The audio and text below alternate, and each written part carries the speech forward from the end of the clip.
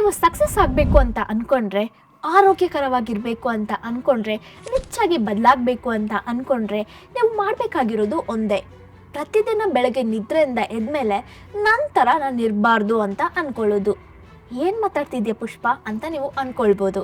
ಆದರೆ ನಿಜ ಹೇಳಬೇಕಂದ್ರೆ ನಿಮ್ಮ ಕನಸು, ನಿಮ್ಮ ಗೋಲ್ಸ್ ಯಾಕೆ ನಿಜ ಆಗ್ತಿಲ್ಲ ಗೊತ್ತಾ?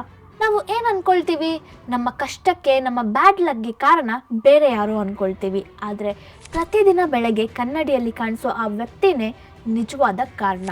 ನಾವು ಯಾವಾಗಲೂ ನಮ್ಮನ್ನ ನಾವು ಬದಲಾಯಿಸ್ಕೊಳ್ಬೇಕು ಅಂತ ಅಂದ್ಕೊಳ್ತೀವಿ.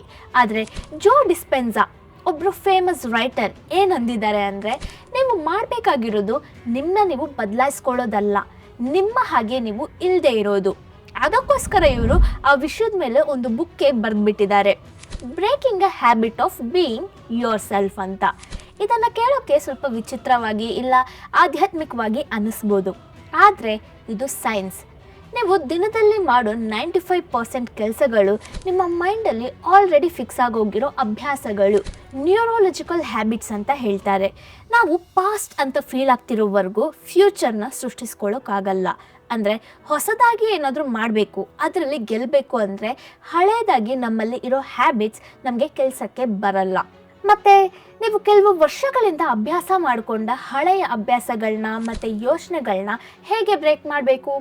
ಹೊಸ ಭವಿಷ್ಯಕ್ಕೋಸ್ಕರ ನಿಮ್ಮ ಬ್ರೈನ್ನ ಮತ್ತೆ ರೀಪ್ರೋಗ್ರಾಮ್ ಹೇಗೆ ಮಾಡಬೇಕು?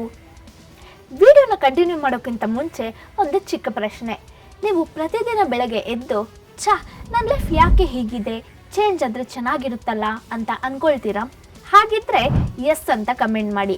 ಇಲ್ಲ, ನನ್ನ ಲೈಫ್ ನಾನು ಅಂದ್ಕೊಂಡಿರೋ ಹಾಗೇ ಸೂಪರ್ ಆಗಿದೆ ಅಂತ ಅಂದ್ಕೊಂಡ್ರೆ ನೋ ಅಂತ ಕಮೆಂಟ್ ಮಾಡಿ. Let's get started. ನೀವು ಬದಲಾಗಬೇಕು ಅಂತ ಅಂದ್ಕೊಂಡ್ರು ನೀವು ಬದಲಾಗ್ತಿಲ್ಲ. ನೀವು ಬದಲಾಗೋಕ್ಕೆ ದಾರಿ ಇಲ್ಲದೆ ನಿಮ್ಮ ಬ್ರೈನ್ ಮತ್ತೆ ನಿಮ್ಮ ಬಾಡಿ ಒಂದು ಅಭ್ಯಾಸನ ಮಾಡಿದೆ. ಅದನ್ನೇ ಡಾಕ್ಟರ್ ಜೋ ಡಿಸ್ಪೆನ್ಸಾ ತುಂಬ ಸ್ಪಷ್ಟವಾಗಿ ವಿವರಿಸ್ತಾರೆ, ದ ಎಮೋಷನಲ್ ಅಡಿಕ್ಷನ್. ನಾವು ಪ್ರತಿದಿನ ಪಡೋ ಕೋಪ, ಬೇಜಾರು, ಗಿಲ್ಟ್ ಇಂತಹ ಎಮೋಷನ್ಸ್ ಕೇವಲ ಫೀಲಿಂಗ್ಸ್ ಮಾತ್ರನೇ ಅಲ್ಲ, ಅವು ನಮ್ಮ ಶರೀರಕ್ಕೆ ಅಭ್ಯಾಸ ಆದ ಕೆಮಿಕಲ್ಸ್. ಫಾರ್ ಎಕ್ಸಾಂಪಲ್, ನೀವು ಕೋಪದಲ್ಲಿದ್ದರೆ ನಿಮ್ಮ ದೇಹ ಆ ಕೋಪನ ಉತ್ಪತ್ತಿ ಮಾಡೋ ಕೆಮಿಕಲ್ಸ್ಗೆ ಅಭ್ಯಾಸ ಆಗುತ್ತೆ.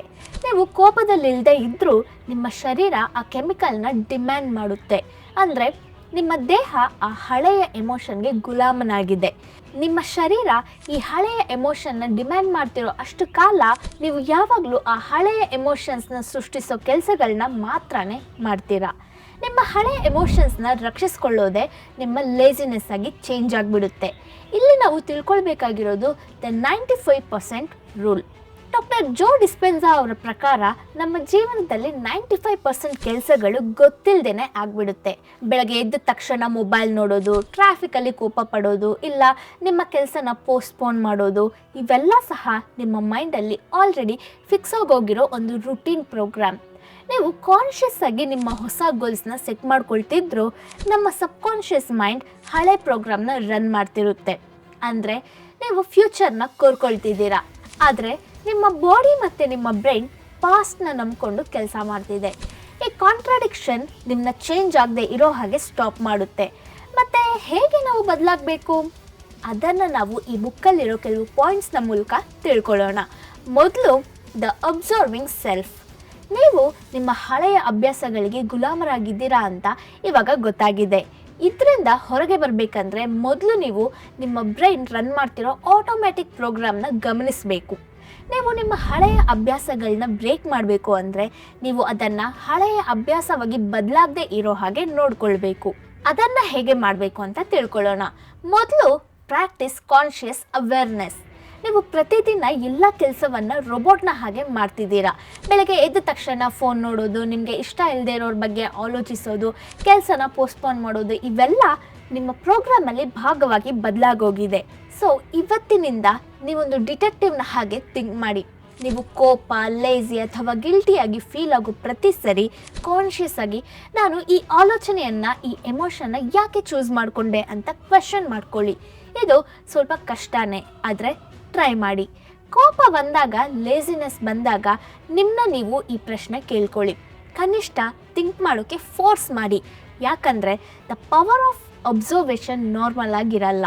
ನೀವು ನಿಮ್ಮ ಆಲೋಚನೆಗಳನ್ನ ಗಮನಿಸೋಕೆ ಶುರು ಮಾಡಿದಾಗ ನೀವು ಆ ಆಲೋಚನೆಗಳಲ್ಲ ಅಂತ ತಿಳ್ಕೊಳ್ತೀರಾ. ಅಂದರೆ ಸಾಧಾರಣವಾಗಿ ನಾನು ಹೀಗೆ ಕಣೋ, ನನಗೆ ಆಗಲ್ಲ ಅಂತ ಅಂದ್ಕೊಳ್ತಾ ಇರ್ತೀವಿ. ಆದರೆ ಅದನ್ನೇ ನಾವು ಹೇಳ್ತಾ ಇರ್ತೀವಿ.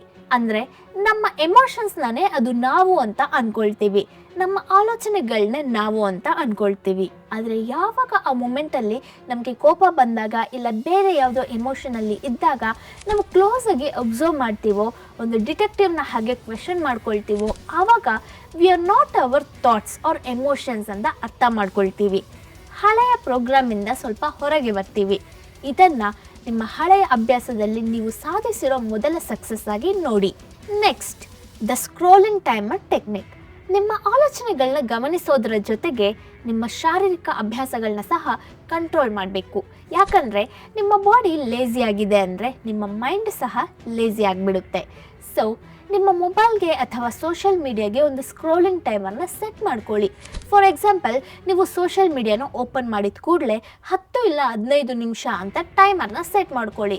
ಆ 10 ಇಲ್ಲ 15 ಮಿನಿಟ್ಸ್ ಕಂಪ್ಲೀಟ್ ಆಗಿದ್ದ ಕೂಡಲೇ ಫೋರ್ಸ್ಫುಲ್ಲಿ ಆ ಕೆಲಸನ ಸ್ಟಾಪ್ ಮಾಡಿ. ಈ ಒಂದು ಚಿಕ್ಕ ಆ್ಯಕ್ಷನ್ ನಿಮ್ಮ ಸಬ್ಕಾನ್ಷಿಯಸ್ ಮೈಂಡ್ಗೆ ಒಂದು ಮೆಸೇಜ್ನ ಕಳಿಸುತ್ತೆ. ನಾನು ನನ್ನ ಅಭ್ಯಾಸಗಳನ್ನ ಕಂಟ್ರೋಲ್ ಮಾಡ್ತಿದ್ದೀನಿ, ನನ್ನ ಅಭ್ಯಾಸಗಳು ನನ್ನ ಕಂಟ್ರೋಲ್ ಮಾಡ್ತಿಲ್ಲ. ಇದು ನೀವು ಹಳೆಯ ಪ್ರೋಗ್ರಾಮ್ಸ್ನ ಬ್ರೇಕ್ ಮಾಡ್ತಿದ್ದೀರಾ ಅಂತ ನಿರೂಪಿಸುತ್ತೆ. ಮತ್ತು ಹಳೆಯ ಪ್ರೋಗ್ರಾಮ್ನ ಬ್ರೇಕ್ ಮಾಡಿದ ನಂತರ ಏನು ಮಾಡಬೇಕು? ಸೆಕೆಂಡ್ ಪಾಯಿಂಟ್, ನಾವು ಹೊಸ ಸ್ಕ್ರಿಪ್ಟ್ನ ಬರಿಬೇಕು. ನೀವು ನಿಮ್ಮ ಹಳೆಯ ಆಲೋಚನೆಗಳು ಮತ್ತು ಎಮೋಷನ್ಸ್ನ ಗಮನಿಸಿದ್ರಿ, ಆದರೆ ಕೇವಲ ಅದನ್ನು ಸ್ಟಾಪ್ ಮಾಡಿದ್ರೆ ಸಾಕಾಗಲ್ಲ. ನೀವು ಒಂದು ಕಂಪ್ಯೂಟರಲ್ಲಿ ಹಳೆಯ ಔಟ್ಡೇಟೆಡ್ ಆಪರೇಟಿಂಗ್ ಸಿಸ್ಟಮ್ನ ತೆಗೆದ ನಂತರ ಖಂಡಿತ ಹೊಸ ಅಪ್ಡೇಟೆಡ್ ಆಪರೇಟಿಂಗ್ ಸಿಸ್ಟಮ್ನ ಇನ್ಸ್ಟಾಲ್ ಮಾಡಬೇಕು. ಅದೇ ಈ ನ್ಯೂ ಸ್ಕ್ರಿಪ್ಟ್. ನೀವು ಯಾವ ವ್ಯಕ್ತಿಯಾಗಿ ಬದಲಾಗಬೇಕು ಅಂದ್ಕೊಳ್ತೀರೋ ಆ ವ್ಯಕ್ತಿಯ ಹೊಸ ಸ್ಕ್ರಿಪ್ಟ್ನ ನಿಮ್ಮ ಬ್ರೈನ್ಗೆ ಸೇರಿಸಬೇಕು. So step 3, design your ideal self. ನೀವು ನಿಜವಾಗ್ಲೂ ಯಾವ ವ್ಯಕ್ತಿಯಾಗಿ ಬದಲಾಗಬೇಕು ಅಂದ್ಕೊಳ್ತಿದ್ದೀರಾ ಅದರ ಬಗ್ಗೆ ನಿಮಗೆ ಫುಲ್ ಕ್ಲಾರಿಟಿ ಇರಬೇಕು. ನಿಮ್ಮ ಗೋಲ್ಸ್ನ ಬಗ್ಗೆ ಮಾತ್ರ ಅಲ್ಲ, ನಿಮ್ಮ ಫೀಲಿಂಗ್ಸ್ನ ಬಗ್ಗೆ ಸಹ ಬರೀರಿ. ಪ್ರತಿದಿನ ಬೆಳಗ್ಗೆ 10 ನಿಮಿಷ ಫ್ರೀ ಮಾಡಿಕೊಂಡು ಈ ಪ್ರಶ್ನೆಗಳಿಗೆ ಆನ್ಸರ್ ಬರೀರಿ. ನಾನು ನನ್ನ ಐಡಿಯಲ್ ಸೆಲ್ಫಾಗಿ ಇರೋವಾಗ ಹೇಗೆ ಆಲೋಚಿಸ್ತೀನಿ? ಫಾರ್ ಎಕ್ಸಾಂಪಲ್, ನಾನು ನನ್ನ ಐಡಿಯಲ್ ಸೆಲ್ಫಾಗಿ ಇರೋವಾಗ ಅವಕಾಶಗಳ ಬಗ್ಗೆ ಹೆಚ್ಚಾಗಿ ಆಲೋಚಿಸ್ತೀನಿ, ಹೀಗೆ ಬರೀರಿ. ಸೆಕೆಂಡ್, ನಾನು ನನ್ನ ಐಡಿಯಲ್ ಸೆಲ್ಫಾಗಿ ಇರೋವಾಗ ಹೇಗೆ ಫೀಲ್ ಆಗ್ತೀನಿ? ಎಕ್ಸಾಂಪಲ್ಗೆ, ನಾನು ನನ್ನ ಐಡಿಯಲ್ ಸೆಲ್ಫಾಗಿರೋವಾಗ ತುಂಬ ಗ್ರೇಟ್ಫುಲ್ಲಾಗಿ ಆ್ಯಂಡ್ ಹೊಸ ಎನರ್ಜಿಯಿಂದ ಇರ್ತೀನಿ. ಥರ್ಡ್ ಒನ್, ನನ್ನ ಹೊಸ ಲಕ್ಷ್ಯ ಕಂಪ್ಲೀಟ್ ಆದಮೇಲೆ ನಾನು ಏನು ಮಾಡ್ತೀನಿ? ಫಾರ್ ಎಕ್ಸಾಂಪಲ್, ನನ್ನ ಲಕ್ಷ್ಯ ಕಂಪ್ಲೀಟ್ ಆದಮೇಲೆ ನನಗೆ ನಾನು ಒಂದು ರಿವಾರ್ಡ್ ಕೊಟ್ಕೊಳ್ತೀನಿ, ಈ ರೀತಿ ಬರೀರಿ. ಈ ಹೊಸ ವ್ಯಕ್ತಿಯ ಆಲೋಚನೆಗಳನ್ನ, ಎಮೋಷನ್ಸ್ನ ಪದೇ ಪದೇ ನಿಮ್ಮ ಮೈಂಡಲ್ಲಿ ರಿಹರ್ಸಲ್ ಮಾಡಿ. ಈ 3 ಪ್ರಶ್ನೆಗೆ ಆನ್ಸರ್ ಬರೀರಿ ಆ್ಯಂಡ್ ಆ ಆನ್ಸರ್ನ ಮತ್ತೆ ಮತ್ತೆ ರಿಹರ್ಸಲ್ ಮಾಡಿ. ನಿಮ್ಮ ಸಬ್ಕಾನ್ಷಿಯಸ್ ಮೈಂಡ್ ನಂಬೋವರೆಗೂ ಇದನ್ನು ಮಾಡಿ. ನಂತರ step 4, coding with elevated emotions. ನಿಮ್ಮ ಆಲೋಚನೆಗಳಿಗೆ ಕೇವಲ ಲಾಜಿಕ್ ಮಾತ್ರ ಅಲ್ಲ, ಎಮೋಷನ್ಸ್ನ ಜೋಡಿಸಿದಾಗಲೇ ನಿಮ್ಮ ಮೈಂಡ್ಗೆ ಅದೊಂದು ನಿಜದ ರೀತಿ ಬದಲಾಗುತ್ತೆ. ಹಳೆಯ ಆಲೋಚನೆಗಳು ಭಯ ಮತ್ತು ಕೋಪ ಅನ್ನೋ ಎಮೋಷನ್ಸ್ನ ಜೊತೆ ಫಿಕ್ಸ್ ಆಗಿದೆ. ಹೊಸ ಆಲೋಚನೆಗಳು ಪ್ರೀತಿ, ಕೃತಜ್ಞತೆ ಮತ್ತು ಸಂತೋಷ ಅನ್ನೋ ಎಲಿವೇಟೆಡ್ ಎಮೋಷನ್ಸ್ನ ಜೊತೆ ನಾವು ಕೋಟ್ ಮಾಡಬೇಕು. ಸೊ ನೀವು ನಿಮ್ಮ ಹೊಸ ಸ್ಕ್ರಿಪ್ಟ್ನ ಓದೋವಾಗ ಇಲ್ಲ ರಿಹರ್ಸಲ್ ಮಾಡೋವಾಗ ಆ ಲಕ್ಷ್ಯ ಆಲ್ರೆಡಿ ಆಗಿದೆ ಅನ್ನೋ ಹಾಗೆ ತುಂಬ ಸ್ಟ್ರಾಂಗ್ ಆಗಿ ಫೀಲ್ ಆಗಬೇಕು. The power of your subconscious ಮೈಂಡ್ನ ಕಂಪ್ಲೀಟ್ ಚಾಪ್ಟರ್ಸ್ ನೋಡಿರೋರಿಗೆ ಇದ್ರ ಬಗ್ಗೆ ತುಂಬ ಚೆನ್ನಾಗಿ ಅರ್ಥ ಆಗಿರುತ್ತೆ. ಯಾರು ಆ ವಿಡಿಯೋನ ನೋಡಿಲ್ವೋ ಅವ್ರಿಗೆ ವಿಡಿಯೋ ಲಿಂಕ್ನ ಡಿಸ್ಕ್ರಿಪ್ಷನಲ್ಲಿ ಕೊಟ್ಟಿರ್ತೇನೆ, ಮಿಸ್ ಮಾಡದೆ ನೋಡಿ. ಕಮಿಂಗ್ ಬ್ಯಾಕ್ ಟು ಟಾಪಿಕ್, ನಿಮ್ಮ ದೇಹ ಆ ಹೊಸ ಫ್ಯೂಚರ್ಡ್ ಎಮೋಷನ್ಸ್ಗೆ ಇವಾಗಲೇ ಅಭ್ಯಾಸ ಆಗಬೇಕು. ನಿಮ್ಮ ಶರೀರ ಆ ಹೊಸ ಕೆಮಿಕಲ್ಸ್ನ ಡಿಮ್ಯಾಂಡ್ ಮಾಡಿದಾಗ ನಿಮ್ಮ ಹಳೆಯ ಅಭ್ಯಾಸಗಳ ಸ್ಲೇವ್ನೆಸ್ನ ಬ್ರೇಕ್ ಮಾಡುತ್ತೆ. ಈ 2 ಸ್ಟೆಪ್ಸ್ ನಿಮ್ಮ ಮೈಂಡ್ ಮತ್ತು ಬಾಡಿ ಎರಡೂ ಒಂದೇ ದಿಕ್ಕಲ್ಲಿ ಪ್ರಯಾಣಿಸೋಕ್ಕೆ ಹೆಲ್ಪ್ ಆಗುತ್ತೆ. ಹಳೆಯ ಅಭ್ಯಾಸಗಳನ್ನ ಕಂಪ್ಲೀಟಾಗಿ ಸ್ಟಾಪ್ ಮಾಡಿ ಹೊಸ ಭವಿಷ್ಯಕ್ಕೆ ಡೋರ್ಸ್ ಓಪನ್ ಮಾಡುತ್ತೆ. ನಂತರ ದ ಮೆಡಿಟೇಷನ್ ಮೆಥಡ್. ನೀವು ನಿಮ್ಮ ಹೊಸ ಭವಿಷ್ಯತ್ತನ್ನು ಬರೆದ್ರಿ, ಆದರೆ ನೀವು ಪ್ರತಿದಿನ ಆಲೋಚಿಸೋ ಹಳೆಯ 95% ಆಲೋಚನೆಗಳನ್ನ ದಾಟ್ಕೊಂಡು ಆ ಹೊಸ ಸ್ಕ್ರಿಪ್ಟ್ನ ನಿಮ್ಮೊಳಗೆ ಹೇಗೆ ಕಳಿಸ್ಬೇಕು? ಇದಕ್ಕೆ ಒಂದೇ ಒಂದು ಮಾರ್ಗ, ಮೆಡಿಟೇಷನ್. ಮೆಡಿಟೇಷನ್ ಅಂದರೆ ಕೇವಲ ಕಣ್ಣನ್ನು ಮುಚ್ಚಿ ಕೂತ್ಕೊಳ್ಳೋದಲ್ಲ, ಇದು ನಿಮ್ಮ ಬ್ರೈನ್ ವೇವ್ಸ್ನ ಚೇಂಜ್ ಮಾಡಿ ನಿಮ್ಮ ಸಬ್ಕಾನ್ಷಿಯಸ್ ಮತ್ತು ಸೂಪರ್ ಕಾನ್ಷಿಯಸ್ ಮೈಂಡ್ನ ದ್ವಾರಗಳನ್ನ ಓಪನ್ ಮಾಡೋಕ್ಕೆ ಯೂಸ್ ಆಗೋ ಒಂದು scientific tool. Step 5, shifting brain waves. ನೀವು ಸಾಧಾರಣವಾಗಿ ಚುರುಕಾಗಿ ಇರೋವಾಗ ಬೀಟಾ ವೇವ್ಸಲ್ಲಿ ಇರ್ತೀರಾ. ಆ ಸ್ಥಿತಿಯಲ್ಲೇ ನಿಮಗೆ ಅನುಮಾನಗಳು, ಕೋಪ, ಮೂಡ್ ಸ್ವಿಂಗ್ಸ್ ಎಲ್ಲ ಹೆಚ್ಚಾಗಿ ಬರುತ್ತೆ. ಈ ಸ್ಟೇಜಲ್ಲಿ ನಿಮ್ಮ ಸೂಪರ್ ಕಾನ್ಷಿಯಸ್ ಮೈಂಡ್ನ ನೀವು ರೀಚ್ ಮಾಡೋಕ್ಕಾಗಲ್ಲ. ಮೆಡಿಟೇಷನಲ್ಲಿ ನೀವು ಆಲ್ಫಾ ಅಥವಾ ತೀಟಾ ವೇವ್ಸಲ್ಲಿ ಇರ್ತೀರಾ. ಈ ಸ್ಟೇಜಲ್ಲೇ ನಿಮ್ಮ ಬ್ರೈನ್ ಸಜೆಷನ್ಸ್ನ ಈಸಿಯಾಗಿ ಸ್ವೀಕರಿಸುತ್ತೆ. ಆಲ್ಫಾ ಇಲ್ಲ ತೀಟಾ ಸ್ಥಿತಿಯಲ್ಲಿ ನೀವು ಹಳೆಯ ಎಮೋಷನ್ಸ್, ಅಭ್ಯಾಸಗಳನ್ನ ಬ್ರೇಕ್ ಮಾಡೋಕ್ಕಾಗುತ್ತೆ. ಸೊ ಮೆಡಿಟೇಷನ್ನ ಶುರು ಮಾಡೋಕ್ಕಿಂತ ಮುಂಚೆ ಬಲವಂತವಾಗಿ ನಿಮ್ಮ ದೃಷ್ಟಿನ ನಿಮ್ಮ ದೇಹದ ಮೇಲೆ ಇಡಿ. ನಿಮ್ಮ ಬೆರಳು, ನಿಮ್ಮ ಪಾದ, ನಿಮ್ಮ ಉಸಿರಾಟ ಅದನ್ನು ಗಮನಿಸಿ. ಇವು ನಿಮ್ಮ ಆಲೋಚನೆಗಳನ್ನ ಬ್ರೇಕ್ ಮಾಡಿ ನಿಮ್ಮನ್ನ ಬೀಟಾಯಿಂದ ಆಲ್ಫಾ ಸ್ಥಿತಿಗೆ ಚೇಂಜ್ ಮಾಡುತ್ತೆ. Step 6, live in the new feeling. ನಾವು ಮೆಡಿಟೇಷನಲ್ಲಿ ಆಲ್ಫಾ ಸ್ಥಿತಿಗೆ ಸೇರಿದ ನಂತರ ನೀವು ಡಿಸೈನ್ ಮಾಡಿರೋ ಆ ನ್ಯೂ ಸ್ಕ್ರಿಪ್ಟ್ನ ನೆನ್ಪು ಮಾಡ್ಕೊಳ್ಳಿ. ಆದರೆ ಬರೀ ನೆನ್ಪು ಮಾಡ್ಕೊಳ್ಳೋದು ಮಾತ್ರ ಅಲ್ಲ, ಆ ಹೊಸ ಭವಿಷ್ಯತ್ ಇವಾಗಲೇ ನೆರವೇರಿರೋ ಹಾಗೆ ಫೀಲ್ ಆಗಿ. ನೀವು ಒಂದು ಉನ್ನತವಾದ ವಿಷಯವನ್ನು ಸಾಧಿಸಿದ ನಂತರ ಸಿಗೋ ಸಂತೋಷ ಇಲ್ಲ ಕೃತಜ್ಞತೆ ಅನ್ನೋ ಎಮೋಷನ್ನ ಇವಾಗ ನಿಮ್ಮ ಮೆಡಿಟೇಷನಲ್ಲಿ ಫೀಲ್ ಆಗಿ. ನೀವು ಕಣ್ಣನ್ನು ಮುಚ್ಕೊಂಡು ಆ ಫೀಲಿಂಗಲ್ಲೇ ಸ್ವಲ್ಪ ಸಮಯ ಜೀವಿಸಿ. ನೀವು ಈ ಎಲಿವೇಟೆಡ್ ಎಮೋಷನ್ನ ಮತ್ತೆ ಮತ್ತೆ ಫೀಲ್ ಆದಾಗ ನಿಮ್ಮ ಶರೀರ ಆ ಹೊಸ ಕೆಮಿಕಲ್ಸ್ಗೆ ಅಭ್ಯಾಸ ಆಗುತ್ತೆ. ನೀವು ಅದನ್ನು ಫೀಲ್ ಆದ ನಂತರನೇ ನಿಮ್ಮ ಆಲೋಚನೆಗಳು, ನಿಮ್ಮ ಜೀವನ ಬದಲಾಗುತ್ತೆ. ಈ ಹೊಸ ಕೆಮಿಕಲ್ನ ಅಭ್ಯಾಸನೇ ನಿಮ್ಮ ಸೂಪರ್ ಕಾನ್ಷಿಯಸ್ ಮೈಂಡ್ನ ಹೊಸ ರಿಯಾಲಿಟಿಯ ಕಡೆಗೆ ನಡೆಸುತ್ತೆ. ನಂತರ ನಾವು ದ 3D ಫ್ಯೂಚರ್ ಟೆಸ್ಟ್ನ ಬಗ್ಗೆ ತಿಳ್ಕೊಳ್ಬೇಕು. ನೀವು ಮೆಡಿಟೇಷನಲ್ಲಿ ನಿಮ್ಮ ಹೊಸ ಫ್ಯೂಚರ್ನ ಸೃಷ್ಟಿಸಿದ್ರಿ. ಇವಾಗ ಆ ಎನರ್ಜಿ, ಆ ಆಲೋಚನೆಗಳನ್ನ ನಿಮ್ಮ ದಿನನಿತ್ಯದ ಜೀವನದಲ್ಲಿ ಅಂದರೆ ಈ 3D ಪ್ರಪಂಚದಲ್ಲಿ ನಿಜವಾಗ್ಲೂ ಕೆಲಸ ಮಾಡ್ತಿದೆಯಾ ಇಲ್ವಾ ಅಂತ ನೀವು ಟೆಸ್ಟ್ ಮಾಡಬೇಕು. ಇಲ್ಲಾಂದರೆ ನಿಮ್ಮ ಹಳೆಯ ಅಭ್ಯಾಸಗಳು ಕ್ಷಣದಲ್ಲೇ ಮತ್ತೆ ಹಿಂದೆಗೆ ಎಳ್ಕೊಳ್ಳುತ್ತೆ. So next, confront emotional triggers. ನಿಮ್ಮ ಹಳೆಯ ಎಮೋಷನಲ್ ಅಭ್ಯಾಸಗಳು, ಫಾರ್ ಎಕ್ಸಾಂಪಲ್ ಟ್ರಾಫಿಕಲ್ಲಿ ಕೋಪ ಪಡೋದು, ಬಾಸ್ ಹತ್ರ ಮಾತಾಡೋಕ್ಕೆ ಭಯ, ಇಲ್ಲ ಕೆಲಸಗಳನ್ನ ಪೋಸ್ಟ್ ಮಾಡೋ ಲೇಜಿನೆಸ್, ಇವೆಲ್ಲ ಟ್ರಿಗರ್ಸ್ನ ಹಾಗೆ ಕೆಲಸ ಮಾಡುತ್ತೆ. ಈ ಟ್ರಿಗರ್ಸ್ನ ನೀವು ಫೇಸ್ ಮಾಡುವಾಗ ನಿಜವಾದ ಬದಲಾವಣೆಯನ್ನು ನೀವು ನೋಡ್ತೀರಾ. ದಿನದಲ್ಲಿ ನಿಮಗೆ ಕೋಪ ಇಲ್ಲ ಭಯ ಆದಾಗ ತಕ್ಷಣ ಆ ಹಳೆಯ ಫೀಲಿಂಗ್ನ ನಿಲ್ಲಿಸ್ಬಿಡಿ. ಆ ಜಾಗದಲ್ಲಿ ನೀವು ಮೆಡಿಟೇಷನಲ್ಲಿ ಫೀಲ್ ಆದ ಹೊಸ ಫೀಲಿಂಗ್ ಇದೆ ಅಲ್ವಾ, ಗ್ರ್ಯಾಟಿಟ್ಯೂಡ್ ಇಲ್ಲ ಆನಂದ, ಅದನ್ನು ಫೋರ್ಸ್ಫುಲ್ಲಿ ತಗೊಂಡು ಬನ್ನಿ. ನೀವು ಹಳೆಯ ಟ್ರಿಗರ್ಸ್ನ ಹೊಸ ಎಮೋಷನ್ನ ಜೊತೆ ಸ್ಪಂದಿಸಿದ ಪ್ರತಿ ಸಾರಿ ನಿಮ್ಮ ಬ್ರೈನಲ್ಲಿರೋ ಹಳೆಯ ನ್ಯೂರಲ್ ಕನೆಕ್ಷನ್ಸ್ ಬಲಹೀನ ಆಗುತ್ತೆ. ನಂತರ ನೀವು ತಿಳ್ಕೊಳ್ಬೇಕಾಗಿರೋದು ದ ವೇಟ್ ಫಾರ್ ಆಪರ್ಚುನಿಟಿ. ನೀವು ನಿಮ್ಮ ಇನ್ನರ್ ವರ್ಲ್ಡ್ನ ಬದಲಾಯಿಸಿದಾಗ ನಿಮ್ಮ ಔಟರ್ ವರ್ಲ್ಡಲ್ಲಿ ಸಹ ಆಪರ್ಚುನಿಟೀಸ್ ಕಾಣಿಸುತ್ತೆ. ನೀವು ನಿಮ್ಮ ಏಕೈಕ ಗೋಲ್ಗೆ ಸಂಬಂಧಿಸಿರೋ ಒಂದು ಹೊಸ ಅವಕಾಶ ಬಂದಾಗ ಭಯ ಇಲ್ಲದೆ, ಕನ್ಫ್ಯೂಷನ್ ಇಲ್ಲದೆ ತಕ್ಷಣ ಅದನ್ನು ಹಿಡ್ಕೊಳ್ಳಿ.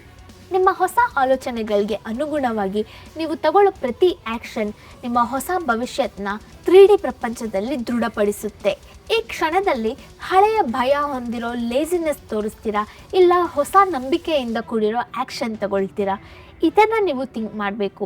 ನಂತರ ನಾವು ತಿಳ್ಕೊಳ್ಬೇಕಾಗಿರೋದು ದ ಸಿಂಕ್ರೊನೈಸೇಷನ್ ಮೆಥಡ್. ನೀವು ನಿಮ್ಮ ಹಳೆಯ ಅಭ್ಯಾಸಗಳನ್ನ ಬ್ರೇಕ್ ಮಾಡಿದ್ರಿ, ಆದರೆ ಹಳೆಯ ಅಭ್ಯಾಸಗಳು ಯಾವಾಗಲಾದರೂ ಮತ್ತೆ ಬರೋಕ್ಕೆ ಟ್ರೈ ಮಾಡ್ಬೋದು. ನಿಮ್ಮ ಹೊಸ ಭವಿಷ್ಯತನ್ನ ಪರ್ಮನೆಂಟಾಗಿ ಇಟ್ಸ್ಕೊಳ್ಬೇಕಂದ್ರೆ ನಿಮ್ಮ ಥಾಟ್ಸ್, ಎಮೋಷನ್ಸ್ ಆ್ಯಂಡ್ ಆ್ಯಕ್ಷನ್ಸ್ ಯಾವಾಗಲೂ ಒಂದೇ ದಾರಿಯಲ್ಲಿರಬೇಕು, ಅಂದರೆ ಸಿಂಕ್ರೊನೈಸ್ ಆಗಿರಬೇಕು. ಪ್ರತಿದಿನ 5 ನಿಮಿಷ ಫ್ರೀ ಮಾಡಿಕೊಂಡು ಹಳೆಯ ಅಭ್ಯಾಸಗಳು ಮತ್ತೆ ಬಂದಿದೆಯಾ ಇಲ್ವಾ ಅಂತ ಚೆಕ್ ಮಾಡ್ಕೊಳ್ಳಿ. ಅದಕ್ಕೆ 2 ಪ್ರಶ್ನೆಗಳಿವೆ, ಅದನ್ನು ಕೇಳಿ. ಈ ದಿನ ನನ್ನ ಆಲೋಚನೆಗಳು ಮತ್ತು ನನ್ನ ಎಮೋಷನ್ಸ್ ಹೊಸ ಐಡಿಯಲ್ ಸೆಲ್ಫ್ನ ಜೊತೆ ಸಿಂಕ್ರೊನೈಸ್ ಆಗಿದೆಯಾ? ಈ ದಿನ ನಾನು ಭಯಪಟ್ಟನ ಇಲ್ಲ ನಂಬಿಕೆಯಿಂದ ಇದ್ನಾ ಅಂತ ಕೇಳಬೇಕು. 2ನೇದಾಗಿ ನನ್ನ ಆ್ಯಕ್ಷನ್ಸ್ ನನ್ನ ಹಳೆಯ ಲೈಫ್ನ ರನ್ ಮಾಡ್ತಿದೆಯಾ ಇಲ್ಲ ಹೊಸ ಭವಿಷ್ಯತ್ತನ್ನು ಸೃಷ್ಟಿಸ್ತಿದೆಯಾ?